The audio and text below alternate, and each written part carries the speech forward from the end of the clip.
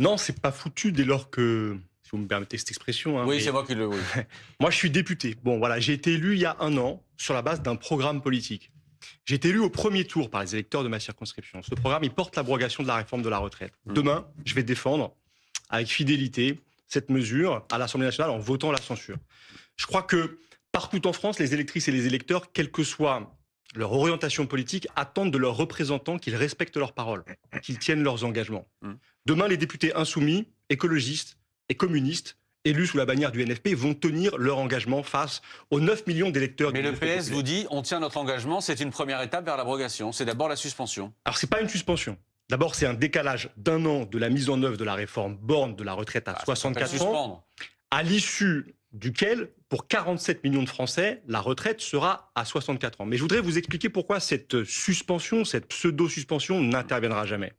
Pour qu'elle advienne, puisqu'elle passera par un amendement au projet de loi de finances de la sécurité sociale, il faudra à la fin, à la toute fin de ce processus, voter le paquet qu'est le PLFSS, le paquet avec tout ce qu'il contient. Et donc il contiendra le gel des pensions de retraite. Il contiendra... Mais on ne sait pas encore ce qu'il contiendra, c'est ça que je ne comprends pas. La copie pour l'instant, c'est celle-là. Il va y avoir des débats parlementaires. Si vous voulez, j'y reviens à la fin. J'y reviens à la oui, mais c'est important. Il y a deux solutions. Ou bien il contient ce qu'il contient aujourd'hui, c'est-à-dire des coupes massives, le doublement des franchises médicales, le gel des pensions de retraite.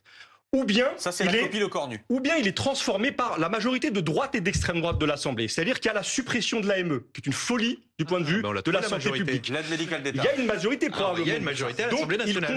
Il contient la suppression. Je veux juste terminer, ça me prendra 1 minute. Il contient la suppression de l'AME. Il contient plus de jours de carence. Le Rassemblement national est sur cette position. Et donc le Parti socialiste, à la fin, s'il veut obtenir la pseudo-suspension, doit voter pour le projet de loi de finances de la sécurité sociale. Et je veux vous dire quelque chose qui a, au-delà de ce qu'il va contenir, qui ne peut rien contenir de satisfaisant pour, à mon sens, un député socialiste. Mais je ne vais pas parler à leur place.